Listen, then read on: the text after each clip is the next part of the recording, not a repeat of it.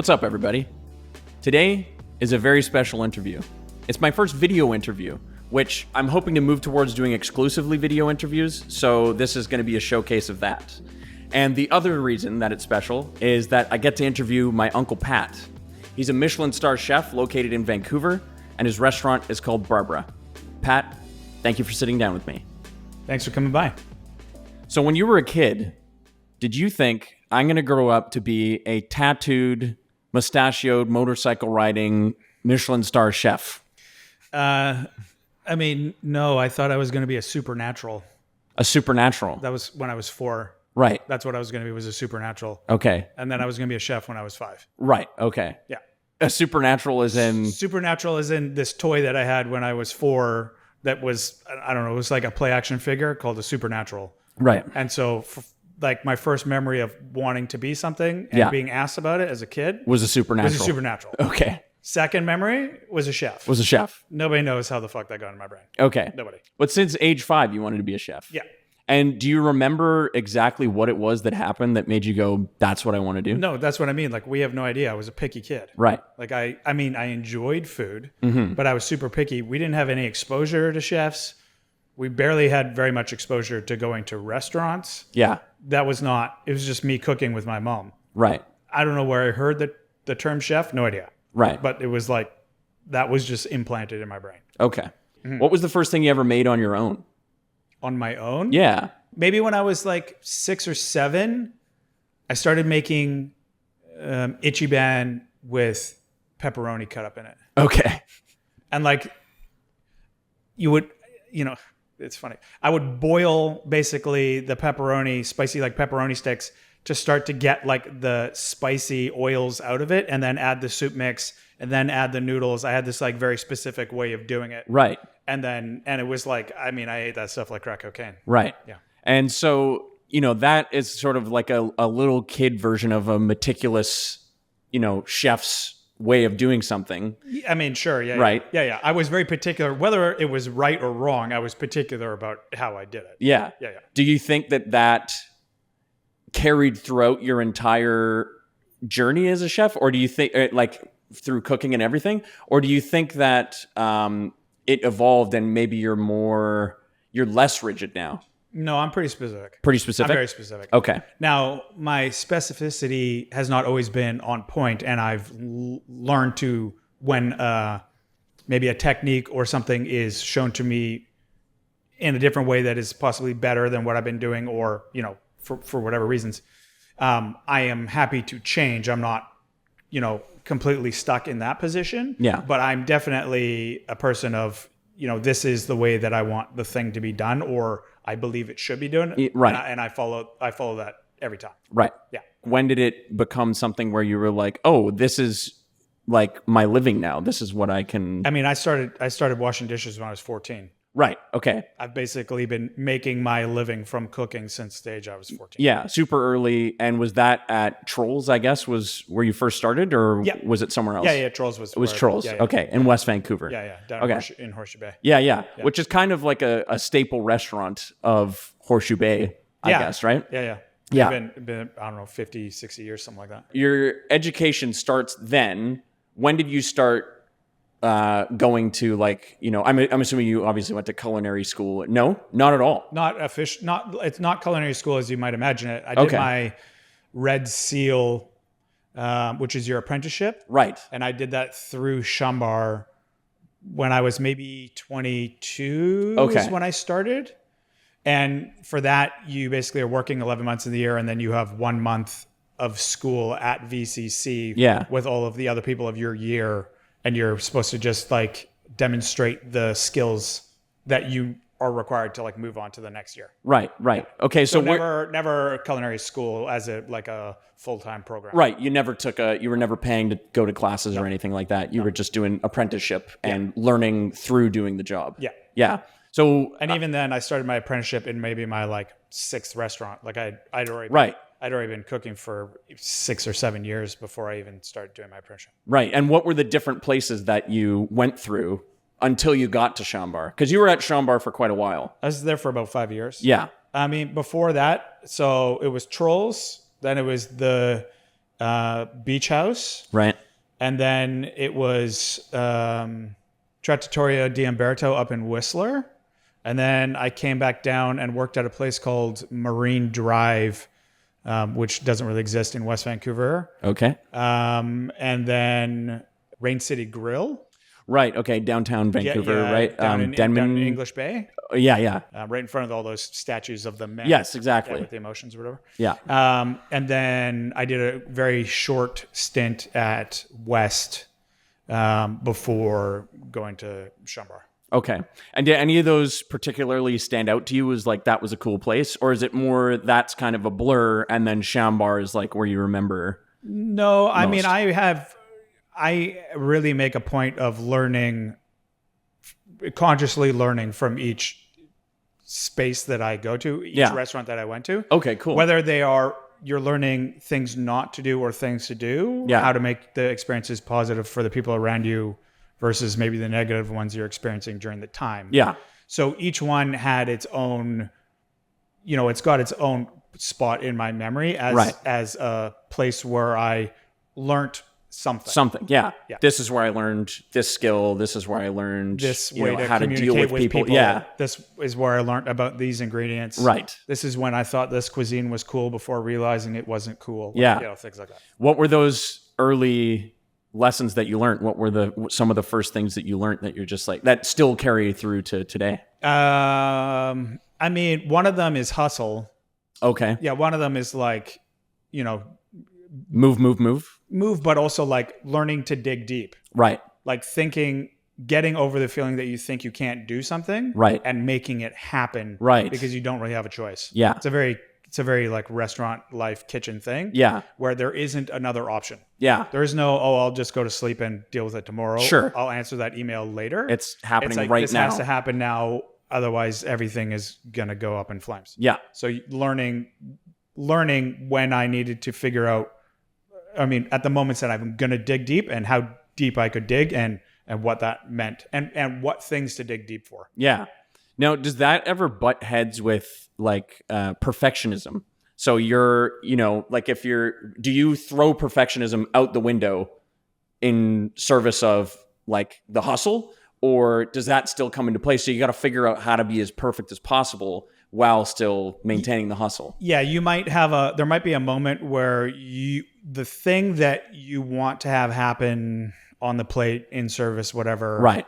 There's certain things where you go, okay, this is my thing. Yeah. And it's not going to necessarily land on 85% of the people. So it's okay that this one little thing gets omitted or whatever. Yeah. For the sake of everybody having 95% experience versus one person getting the 100 people getting the 80 because you were so focused on this one thing. Right. So there are moments where you have to know what things to let slide and be okay with it, but also understand that it's only sliding because of the specific situation you're in. Yeah. Not that next time, it just doesn't matter. Yeah. Like I retain the fact that this was an important detail to me missed. Yes. And to make a point of fixing the situation so that you don't get into that part where you're in the juice and have to hustle over it again. Yeah.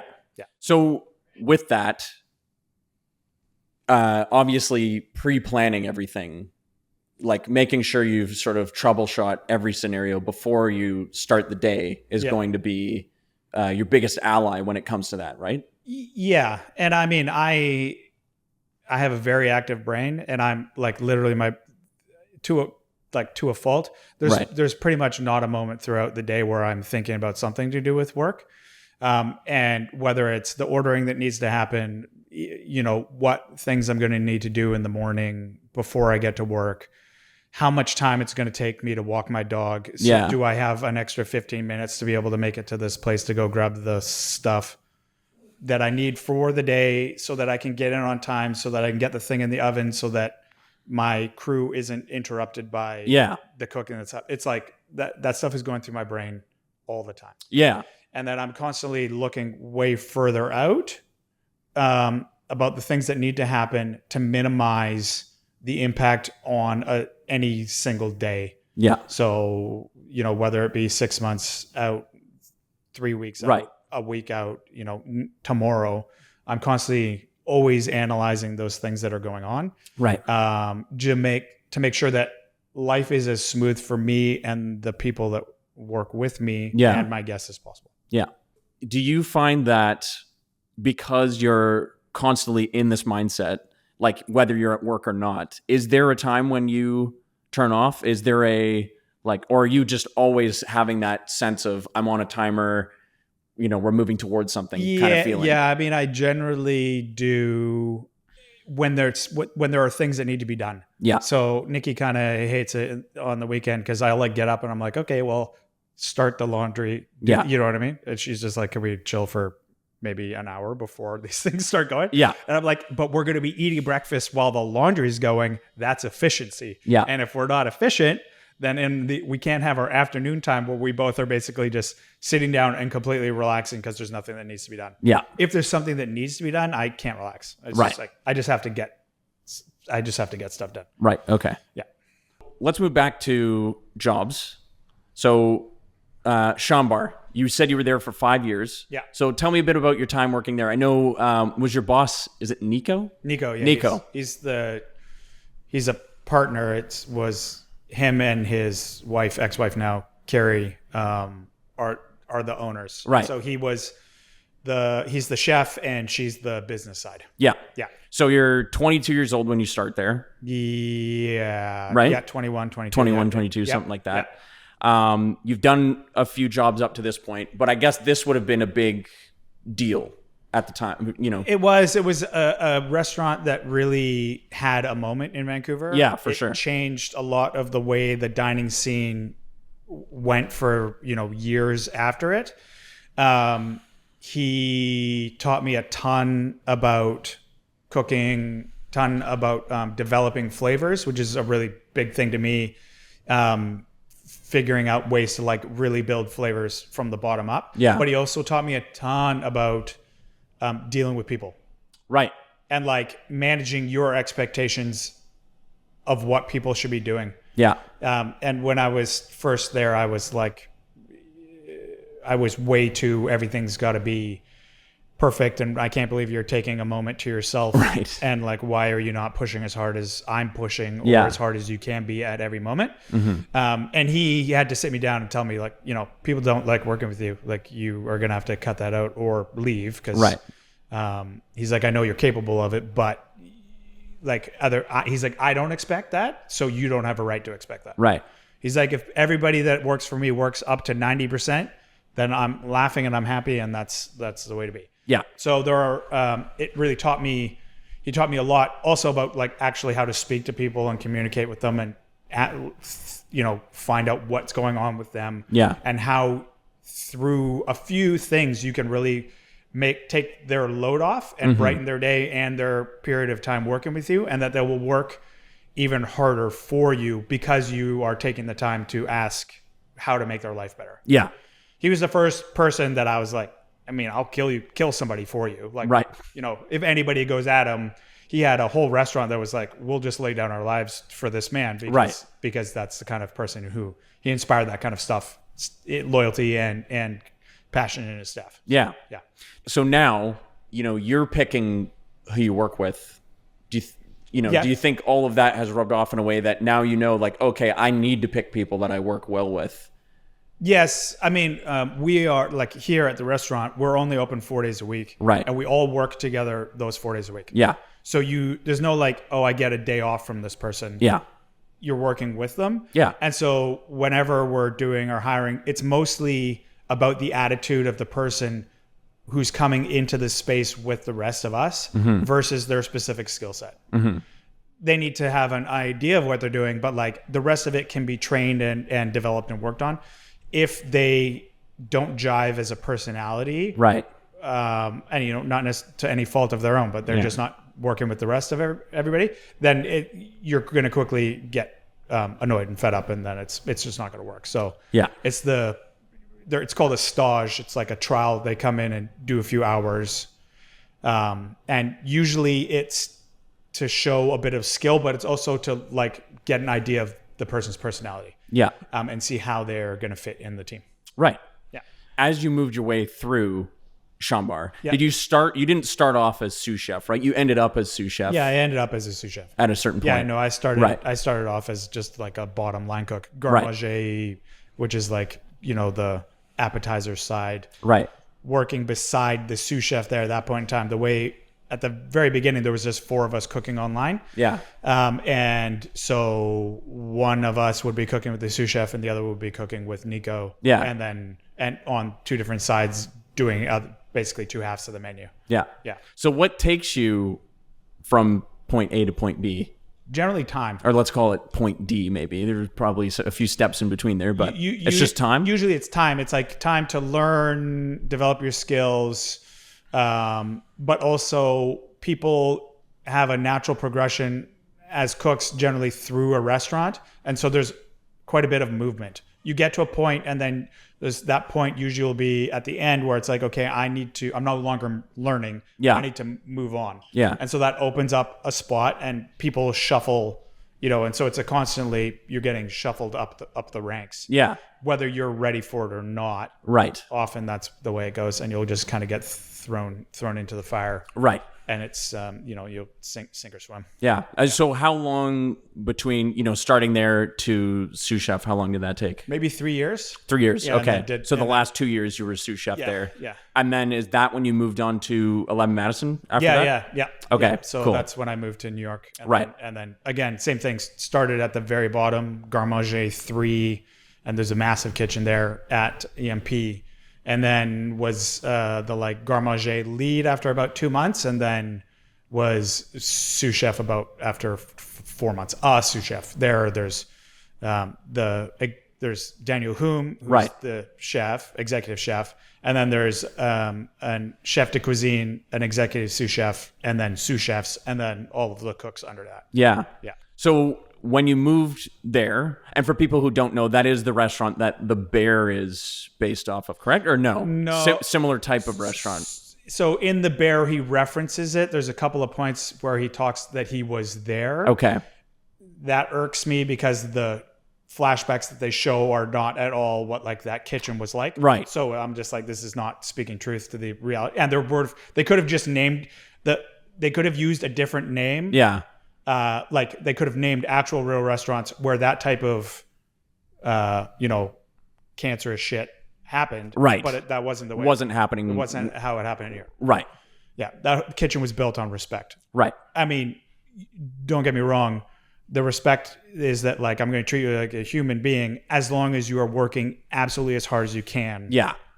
Every moment and giving it as hard as you're all. Right. Yeah. So there was none of the dramatized what's going on in the Bear kind of stuff. Yeah. Definitely. Because I know you've been I'm not going to watch that show just because. Definitely no going up and speaking into somebody's ear about how they're going to be a failure in the middle of service. Right. That it's just not. Right. Yeah. There's a little bit more humanity. Definitely not productive to. Yeah. To running a good kitchen. No. Making people feel bad about themselves probably not the best choice. Generally not. Yeah.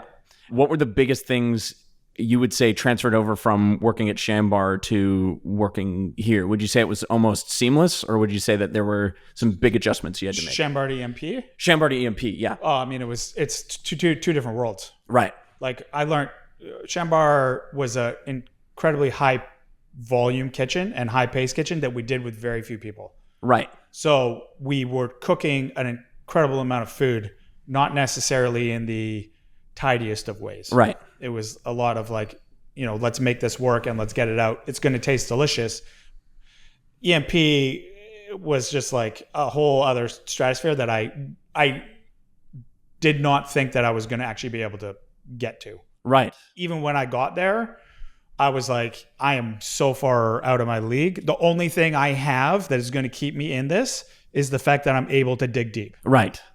The first day you go, you do a stage to see if you're going to get a job.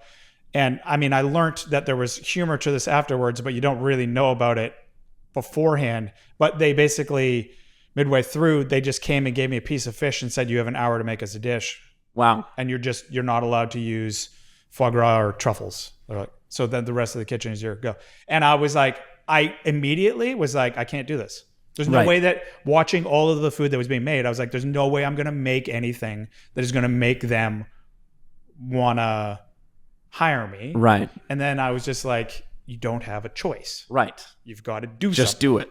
Yeah. So then I started, and because all of my experience before that was not precision, it was flavor, I came up with this. I made this fish with this fennel puree and these like spiced potatoes and this like orange citrus salad with frisee or whatever. It was, it didn't look good, but a lot of the guys were like, where the hell do you, these flavors? Like, how are you coming up with these flavors? And I'm like, well, flavors are what I know. Yeah. And they're like, well, we can teach you technique, but learning flavor is a lot harder. Right. Yeah.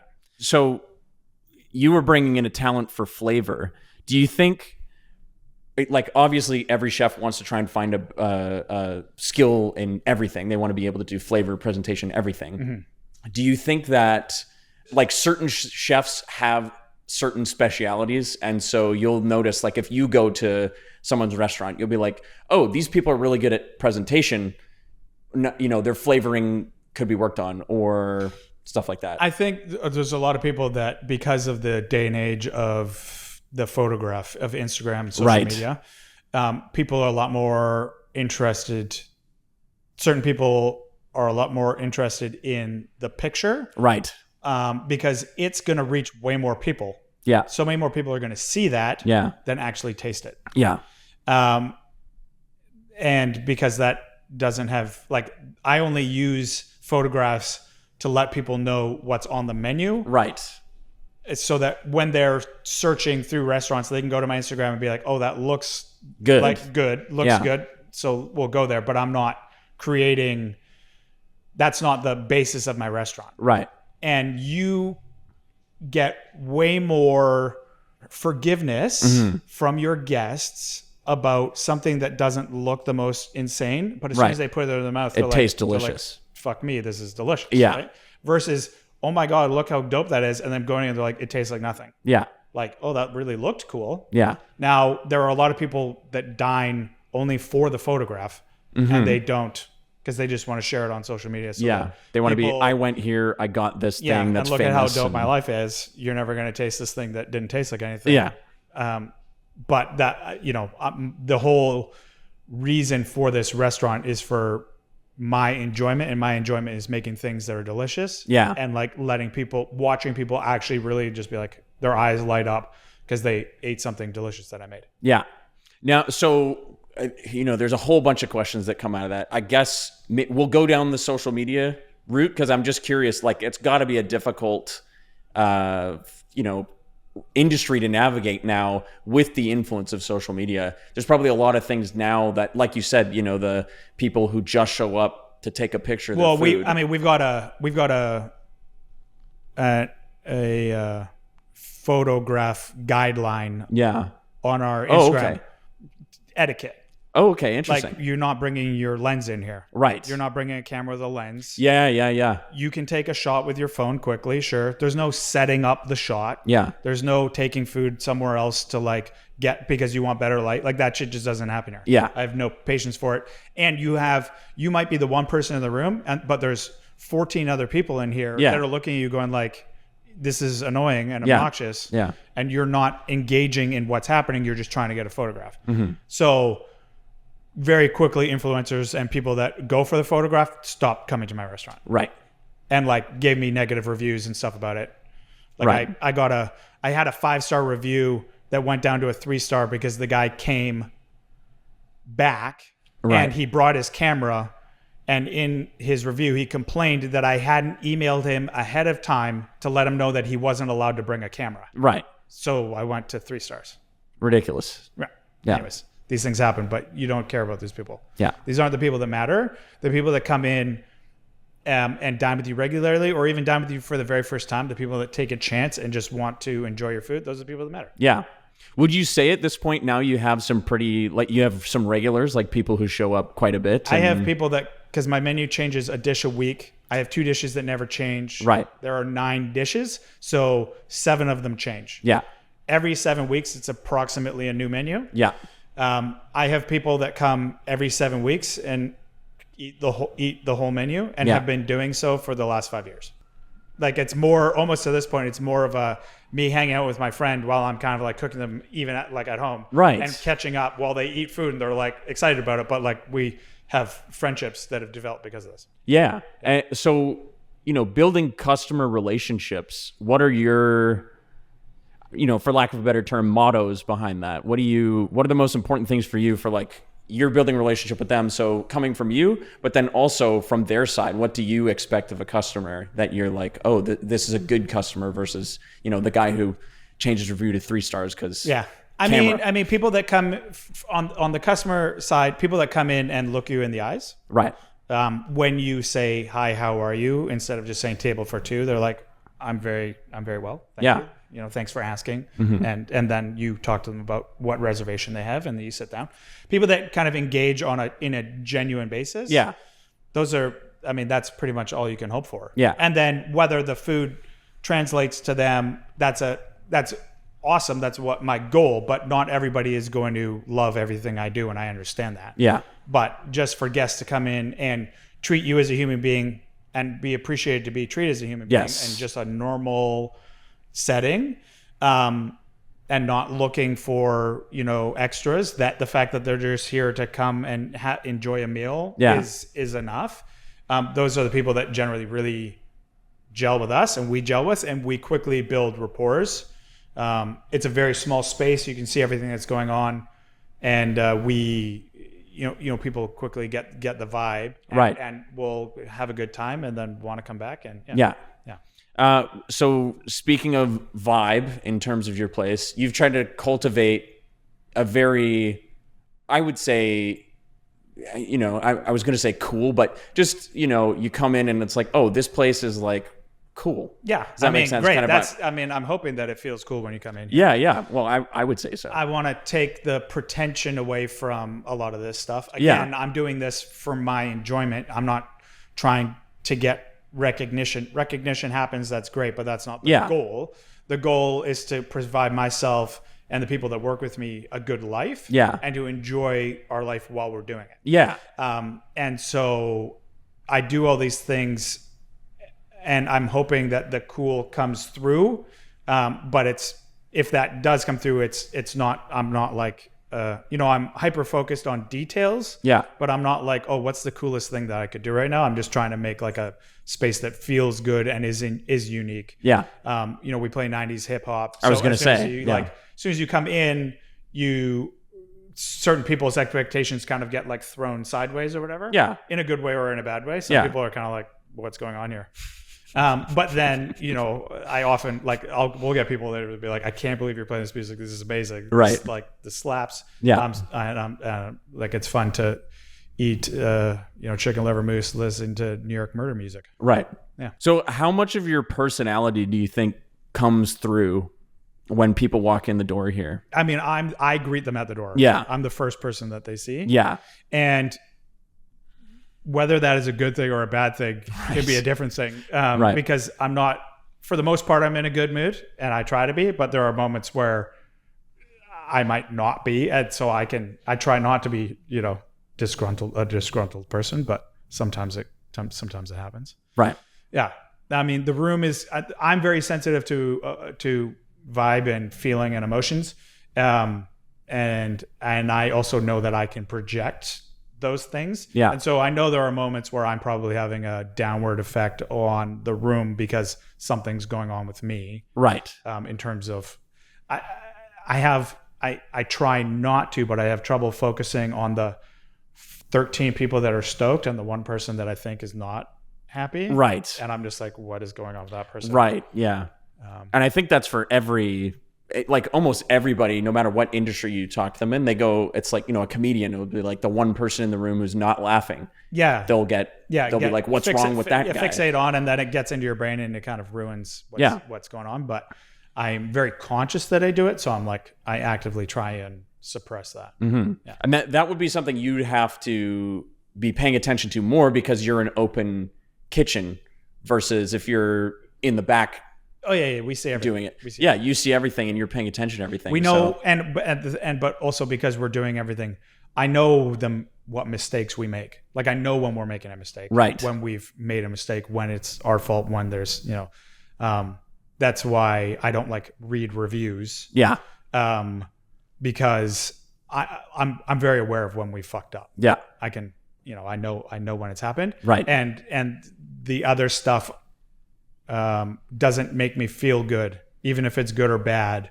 The reviews that come in through, it's like, it doesn't make me feel good, so there's no reason to do it. Yeah. And just as long as I am happy with the service that we've given, the food that we've given on any given night, that's all that I care about. Yeah. That I feel like we've done our best job. Yeah. And then people take it or leave it. Yeah. Okay, so just for a fun story, is there anything throughout your career that stands out as like, that was the moment where I was just like, fuck, I really fucked that up. I can't believe that was like a, damn. Oh, like a major fuck up? Yeah, just a moment where you were like, shit, I didn't mean to do that. I mean, I'm sure there are, but not like, it's been such a long career now. And I also don't dwell on them. Right. Like, I recognize that they happen. Yeah. Try and learn from it, but I don't beat myself up over that thing over and over and over and over again. It's not something that I let drag on me. Right.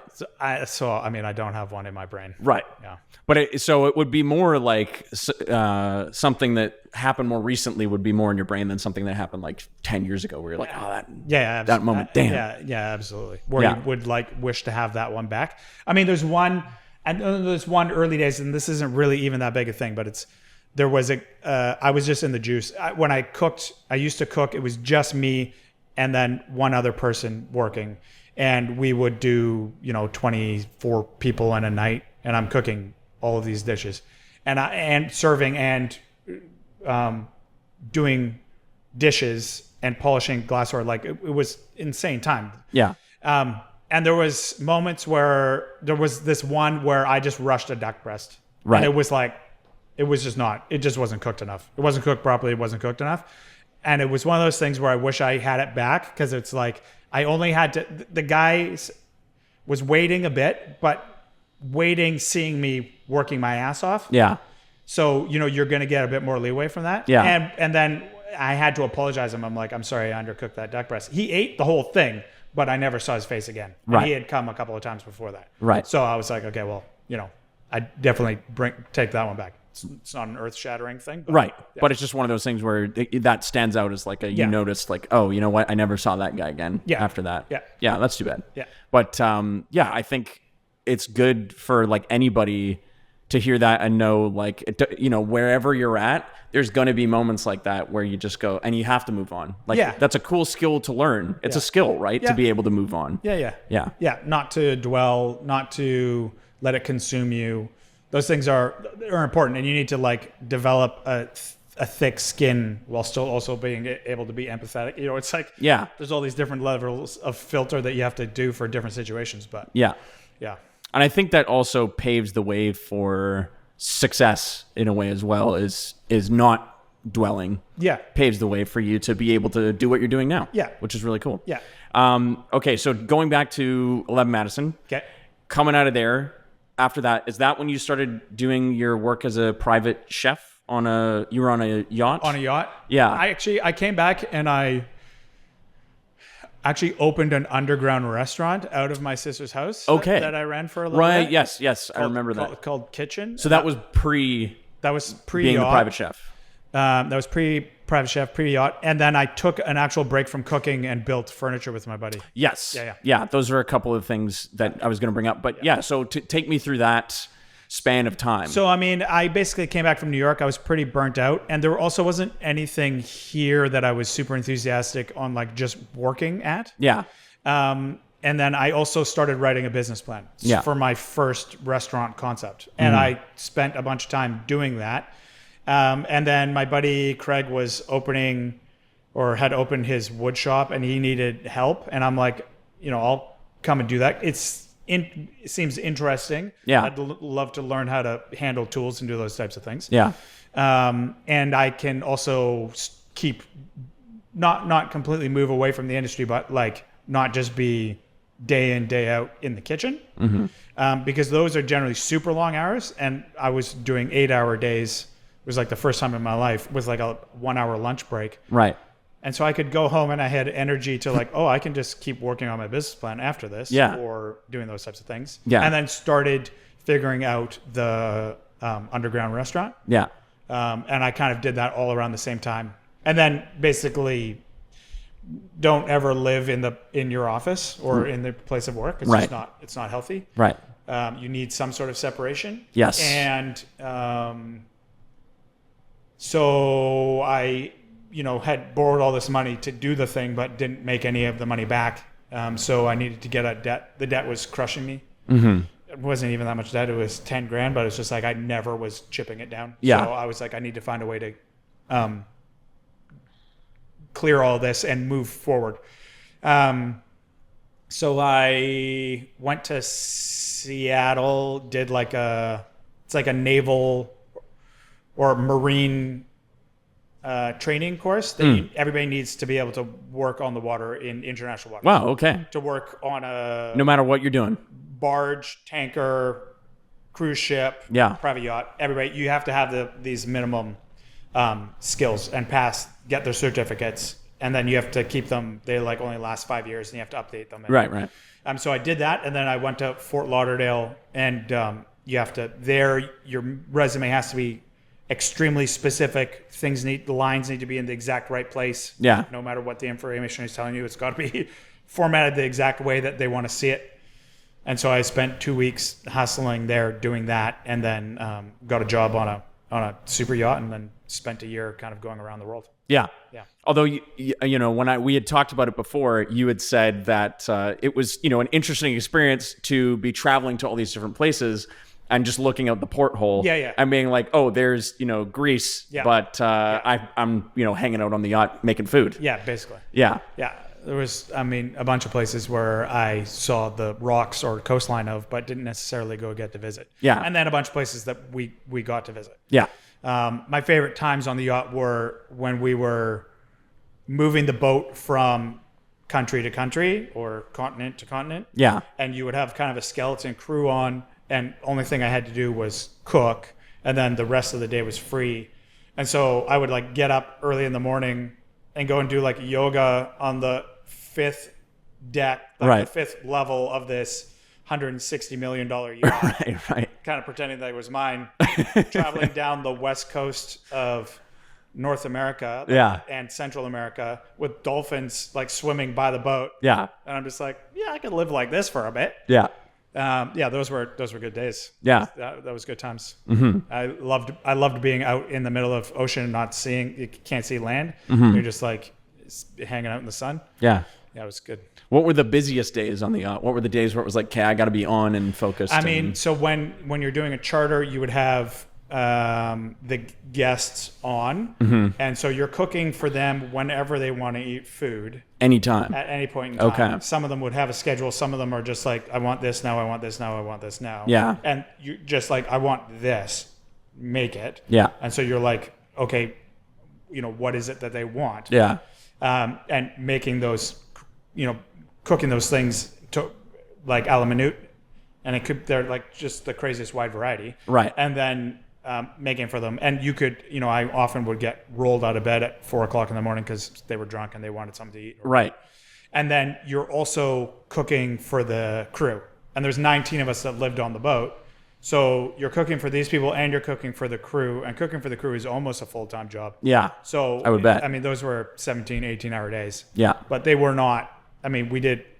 I think our longest trip with anybody on the boat was 2 weeks. But okay, that's it, eh? Yeah. So most of the time it was just the cruise on. Just the cruise on. Yeah. And you're just getting the boat ready to go for when the boss wants it. Right. And then he flies in with his private jet. Right. Lands, and then might be on the boat for 3 days and then leaves. Yeah. Yeah. And what was your what was your team like when you were on the boat? Was it just you? It was me and a sous chef. You and a sous chef. Yeah. Okay. Just 2 people cooking. Where's the sous chef now? What's he? She I think might be in Estonia. Oh, okay. I have no idea. Okay. Yeah. It was years ago. No Yeah. idea. Yeah. She was Estonian. Yeah. Yeah. So, coming off of the yacht, did Barbara come right after you were done being on the yacht, is that when Barbara started, or did you have more stuff in between that? Coming off the yacht, I had a bunch of money, and I was like, I have no idea what I want to do with my life. Yeah. And then kidney failure, dialysis, yes, and then kidney transplant. Yeah. And so that whole episode, and then after having the kidney transplant, maybe a month, I let myself heal for about a month, and then started working on business plan for that eventually became Barbara. Okay. Yeah. Cool. So interestingly, you knew what you wanted to be when you were 5, but then you're how old at this point? 30. How old would you be? 42. No, not now. I mean, I'm like, what are you talking not about? at this point. I mean, how old when you just finish on the yacht? When you just finish on the yacht. Okay. I know how old you are now. Yeah. How old was I? 34, 33? 34? Yeah. Okay. I think so. Something like that. Right. Yeah. So at 34, then you're having a moment of what the hell do I do with my life? Yeah. I think a lot of that was probably also because I was in denial because I was slowly dying. Right. And my body was like polluted. I was full of poison and everything like that. Yeah. It's just like, I was in denial, definitely. And I was just like, I just don't feel great. Yeah. I don't feel great about anything. So I wasn't like super enthusiastic to be trying to figure out a career or getting into a restaurant or any of that. Yeah. Do you want to touch on Alports and just explain that? And I mean, we can if you. Yeah, sure. Yeah. I mostly wanted to, I might get a bit preachy here, but I feel like I never want to interview people and make them feel like their life is defined by something that was like having Alports or something like that. No, I mean, not defined, but obviously it plays a role. Yeah. We are a makeup of all of these different experiences in our lives. Exactly. And it was fairly. That was a really major experience. Well, just tell me about, my experience with kidney failure. Yeah. The disease itself, because it's like, that's kind of granular. Right. Maybe more. Tell me just about. I've got a kind of a crazy story. Yeah, I know it's a crazy story. I've got a crazy story about before my kidneys collapsed. Okay. What's that story? Okay. So while I was in my severe denial, Nico's 40th birthday was up in a place called Broom Lake. His birthday's in the middle of January. It was dumping snow. There's like this backcountry lodge. It was this ski resort that never got opened, but the place like kind of fleeced a bunch of money out of like investors investors, but like like Frank Sinatra and a bunch of those guys. Oh wow. Yeah. It's this wild spot. Anyways, there's like a bunch of they poured a bunch of the concrete for actually putting lifts up and everything, but it never did it. It never did it. The whole thing never happened. So there's a backcountry snowboarder or snowmobile group that takes care of the lodge. Yeah. Anyways, I don't know, 40 or 50 of us are up there. DJs, food. It's like 2 days of partying solid. Nobody's going to sleep. Right. I'm this close to kidney failure. Yeah. But in severe denial. Right. And so go up and do acid for the very first time. Right. And have the first maybe great 5 hours, best experience of my life. Right. Followed by 36 hours of pure misery. Right. Because my body was shutting down. Yeah. My hands were cramping. Yeah. And I couldn't get enough water in me. I was like, my body was excavating. Damn. All the time. It was horrific.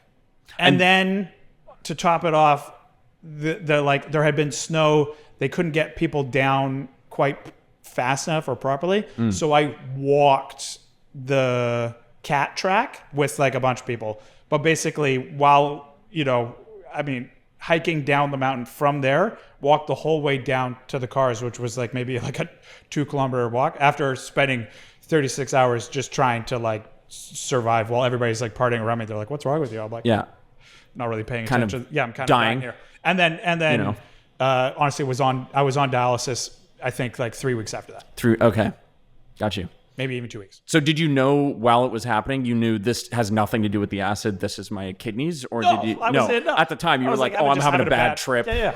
Like I still thought I was so far in denial. I still thought I was healthy. Right. I just thought I like wasn't getting enough sleep or that I was getting too much sleep and I was just kind of lazy. Right. So I was like, I haven't been getting enough exercise or whatever. I go and like do yoga. My joints would be like sticking. I'm like, oh, we'll just stop paying attention to that. I'd like take pictures of myself and be like, why do I look so different in the picture than I do in the mirror? Right. You know? And then I got a job to go work on another yacht, and I was going to see a financial advisor for all of the money that I was going to be making. Yeah. So that it was invested properly and it was going to make money and it was, worth it because it wasn't going to be worth it. And I got a message from my nurse literally as I'm opening up the door to go in the building, to go into the office. Yeah. They're like, you need to come to the hospital right now.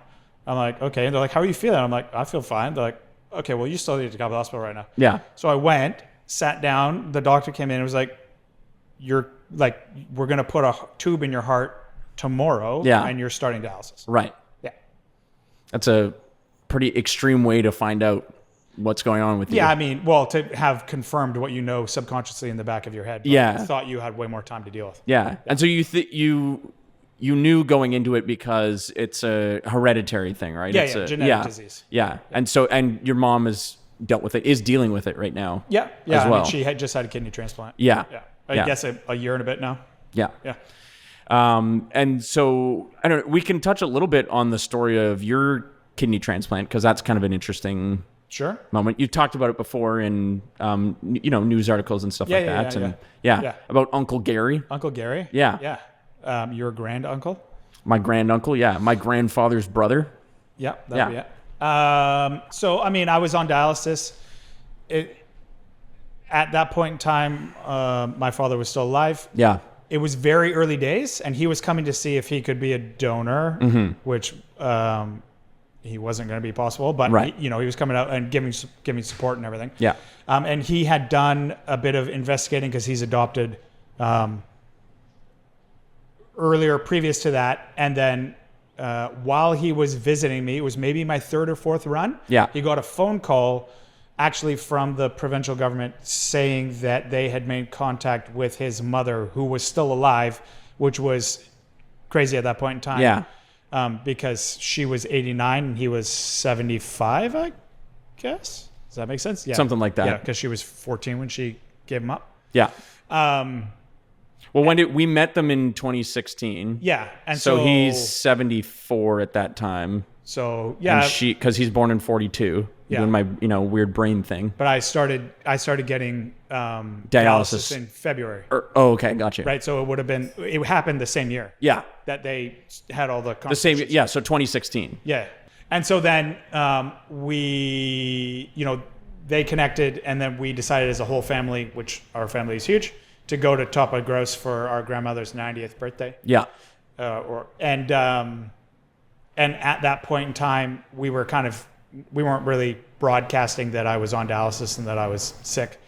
But Gary pulled me aside, my uncle, for the very first time that I'd ever met him. Yeah. And midway through the thing, he pulled me aside and he said he would offer to donate. Yeah. And at that point in time, I had a few people offer to donate and not follow up on it or anything like that. So I was like, amazing. Thank you very much. That's very sweet of you. But then he followed up. Yeah. He kept going and he went through it and he did all the tests, and it took him, 8 months or something like that to be able to be allowed to donate. Yeah. They do very rigorous screening to make sure that the person isn't going to be adversely affected. Yeah. And then, we had our transplant on the 17th of July, 2017. Right. And you named it.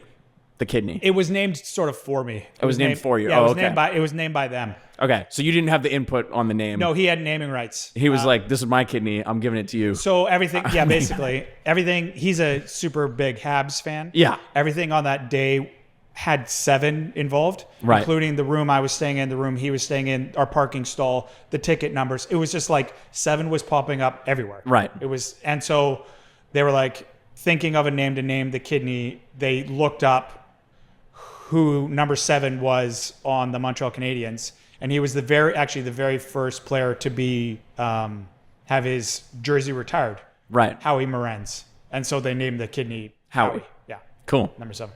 Yeah. Yeah. So after going through all of this, you said it was a month, and then you were like coming up with plans for I basically pulled out my business plan that I had for a different concept later, and started working on it. Yeah.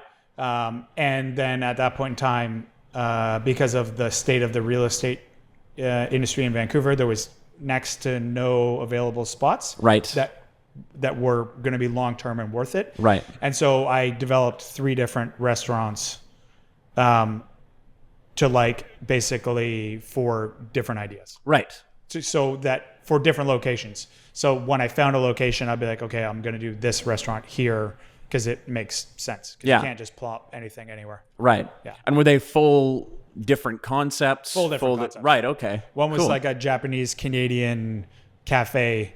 Imagine like greasy diner food, but Japanese Canadian fusion. Okay, cool. Yeah, with like Japanese like super slow souffle pancakes with like maple syrup and tapioca pearls over top and yuzu, and I had all these ideas, all these different things. Yeah.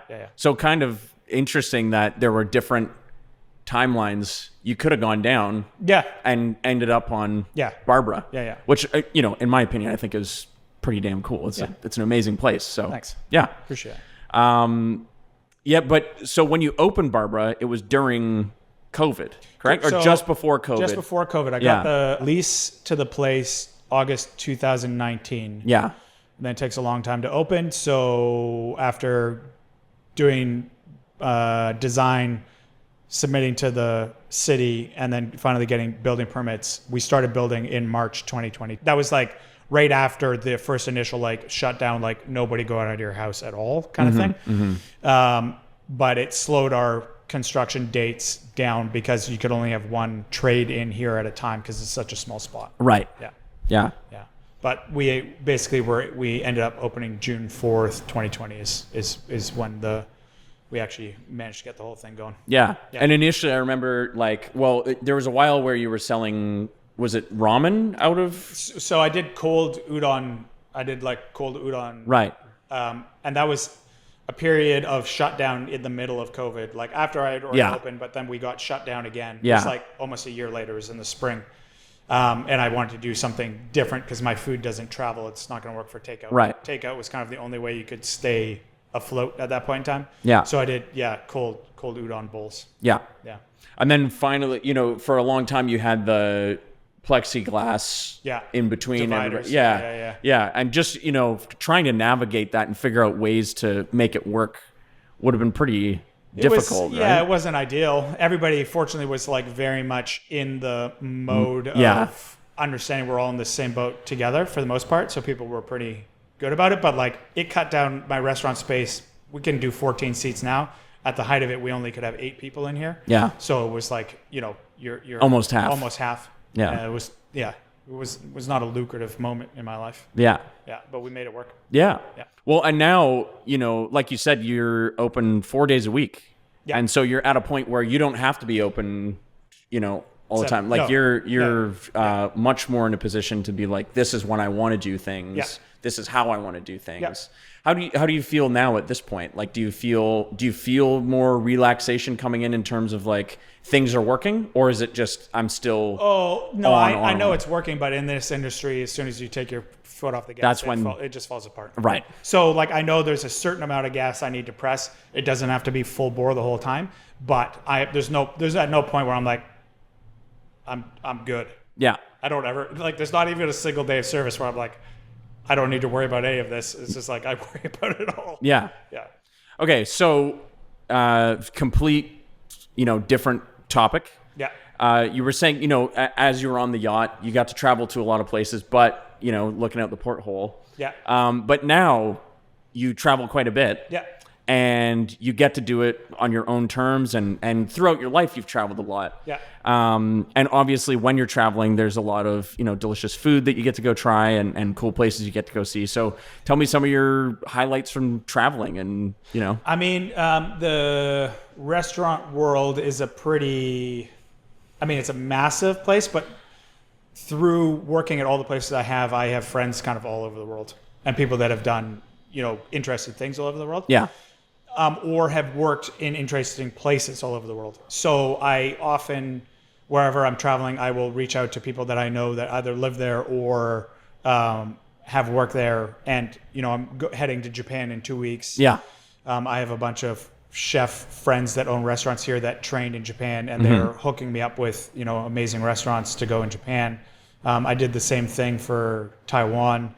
I went to Berlin 2 years, year and a half ago, and ate actually, he was like one of my prep cooks at Chambar forever ago. Crazy. And he opened a restaurant that called Ernst in Berlin that was, I think, on that crazy list, it was like number maybe 55 or 60 on the top 100 in the world list.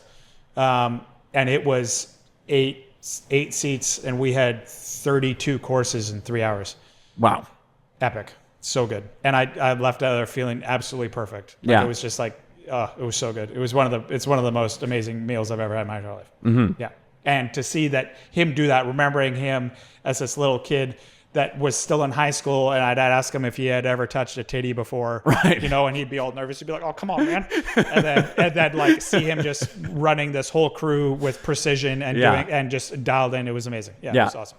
So when you were sitting down at his restaurant, did you ask him, "Have you touched a titty yet?" I didn't, but I did. I did talk to I did tell that story to his cooks. Right. Some of the you gotta. Yeah. I tried to not to actually do too much like that. He's. Yeah, you want to go in and show he's a serious person. Serious person, you want to take him seriously and show the respect that he's due, and but not try and like not that you're knocking him down or anything, but you don't want to necessarily embarrass somebody in their own space in front of their cooks and stuff like that. But joked around a bit. Yeah, very cool. Yeah. Is it cool for you to see, like, with stuff like that?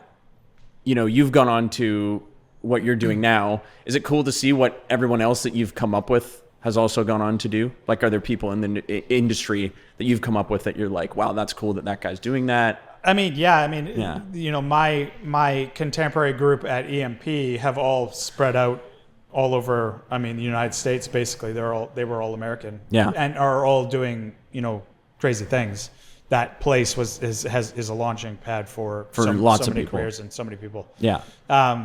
It feels good to see people that you worked really hard with also go out and succeed in their own way, and a completely different way that you've gone to do it.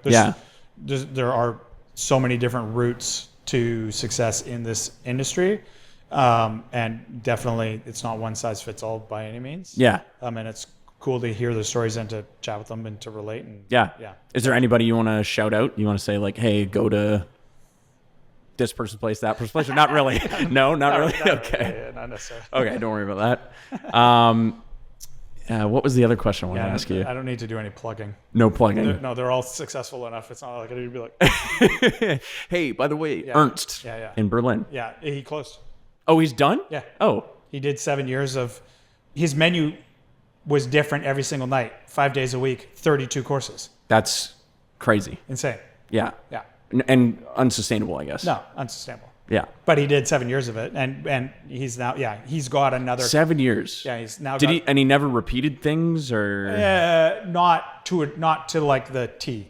Wow. He had a formula for way to figure it out. Sure. Yeah. That's cool. You got to experience it before it. Yeah. That's so he came here and ate, and then told me he was like, I think I'm done. Like I'm not going to do it another year.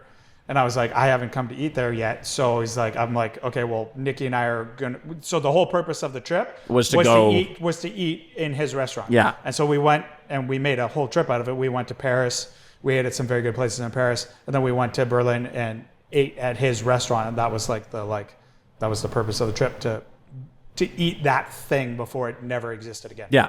Yeah. Okay, I have some questions for you for when people go to a restaurant, what should they look out for? What are the things that are going to tell you, like, what's a, red flag versus green flag at a restaurant? You walk in, you're like, oh, this place is going to be good, or immediately you can tell, okay, this isn't what I'm looking for. The immediate red flags are not always so easy. Yeah. But generally how you're greeted at the door and how your reservation has been managed is a strong indicator of how organized at least a section of the restaurant is. Yeah. Whether that bleeds into the whole thing, I don't know. But I also try not to. It's like I try not to go and be like, oh, this bit was bad. The rest of this is going to be bad. Right. Just like, okay, that's one thing. Yeah. And also, I'm here to enjoy myself. Like, let it slide. Yeah. Just like you don't need to be nitpicking this stuff, and try not to nitpick it because otherwise you're just not going to enjoy your life. Yeah. Yeah. So sometimes it more comes down to kind of like you were saying, if like you notice when you're, if you have something going on and you're open facing and kind of stressed out, that's going to impact people's experience. Yeah, for and sure. so you go in and you take that into account. Yeah. People are people. Right. Everybody's going to have a good day. Yeah. And so when you go in, you want to, and I don't want to like start saying like, oh, I'm looking for this thing and that thing. And then people will be like, this guy said that this is what I need to look out for. Right. This restaurant did it. And so it probably sucks. It's just like, So you'd say it's more of a subjective thing. I mean, it's a restaurant experience is absolutely subjective. Yeah. That's why when there's a list of 1, 2, 3, 4, you're just like, how? No. Yeah. It might work in one restaurant, but it's not going to work in another one. Now, judging restaurants on levels, being like, they're approximately here, they're approximately here, they're approximately here. Yeah. Sure. But this one is the absolute best, and the next one is the second one. It's just like, right. Those are for click consumption. They are not reality. Yeah. Yeah. Okay. But so I'm glad that you said that, because there is something I wanted to ask you about as a Michelin Star Chef. Okay. Sometimes after a long shift, you hit up a McDonald's or you order in a Domino's pizza. So where does that rank in sort of your psyche? I feel like, I don't know how to phrase that question. That's sustenance versus. So between here and my house is a drive-through McDonald's, which is literally the only thing at that point in night. If it's been a long shift, I haven't had the opportunity to eat. Yeah. Where I'm just like, I will smash a Big Mac and some fries, and I'm not going to, I'll do it before I get home. Yeah. I'm not going to bring it into the house. Right. But I'll smash that for sure. Yeah. And then Domino's, come on, Domino's pepperoni pizza with some ranch dipping sauce. Sometimes disgusting food is still delicious. It's just, yeah, it might not be classy, but it's like. Maybe it wasn't like, farm raised beef or anything like that. Yeah. But I mean it's still. There's definitely going to be some ethical problems with it, but not necessarily. And again, with my food, flavor is flavor. Yeah. That's the thing I'm chasing. Yeah. So if something tastes delicious, it tastes delicious. There are probably places that are better for you. Yeah. And where it tastes delicious, but it's still delicious food is delicious food. Yeah. Yeah. So let's touch on your sourcing of things, because you try and source locally for pretty much everything, right? As much as I can. There's certain stuff that you can't get here. Yeah.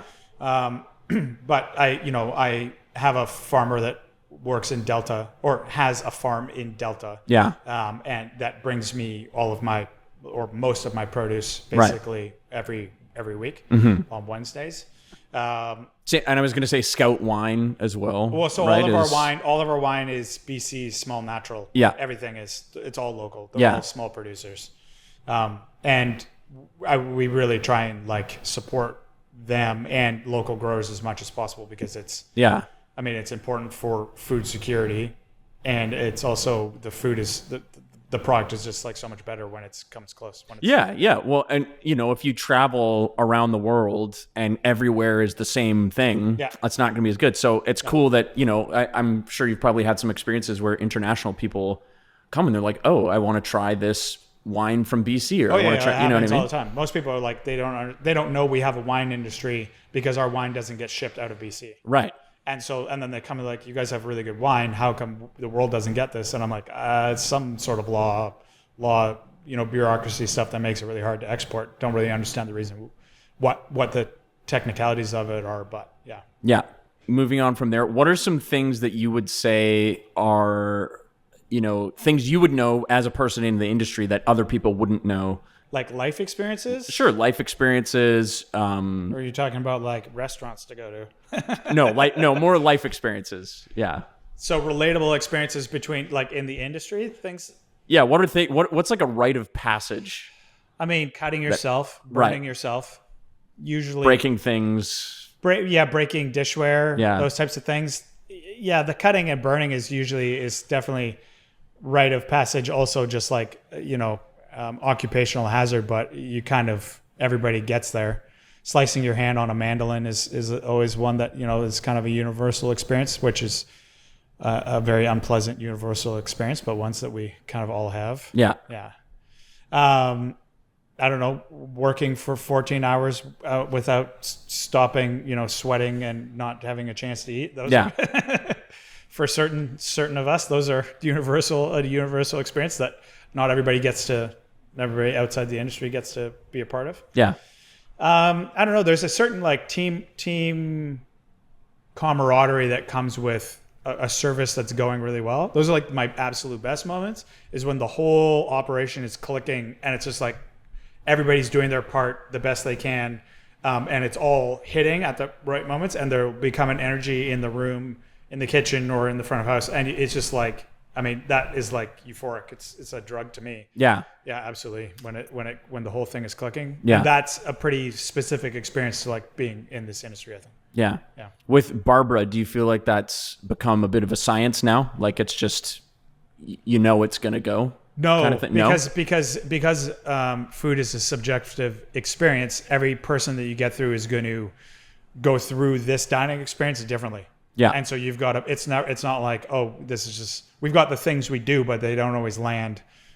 Timing isn't always right. It's not necessarily, so it's not every single service feels like it was a really good one and that we crushed it and that it was a lot of fun. Yeah. There will often be ones that are disjointed for whatever reasons. Right. Yeah. Cool. Yeah. Talk to me a little bit about aesthetics, because I feel like that's something that, when you go to a restaurant, obviously you notice the aesthetics, you're thinking about it. Yeah. The main thing is the food. Yeah. But a big part of it is the space. The space, the details really, really matter. And you can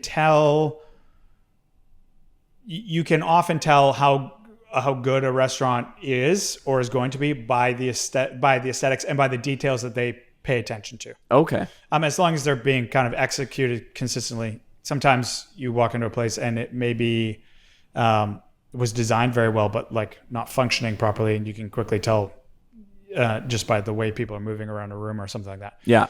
But when you go in and you look and you see the details in the way a place is built, in their branding, and how those things kind of carry through, it shows a serious eye for detail, which will generally translate through the whole meal, through your dining experience, through the service, and everything like that. And those little details take a fine meal to an exceptional meal. Right. Yeah. So, designing Barbara, did you work with certain people to get? I had a husband and wife team that were the architect designer called Ply. Okay. And so they came up with this space.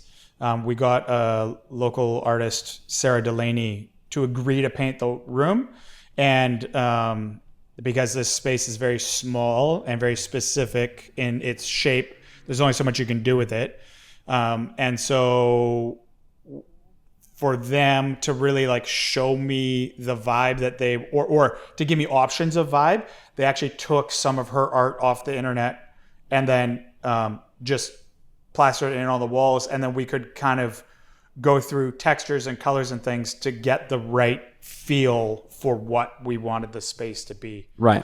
And then there are, consistent lines and things in here that translate all throughout the restaurant.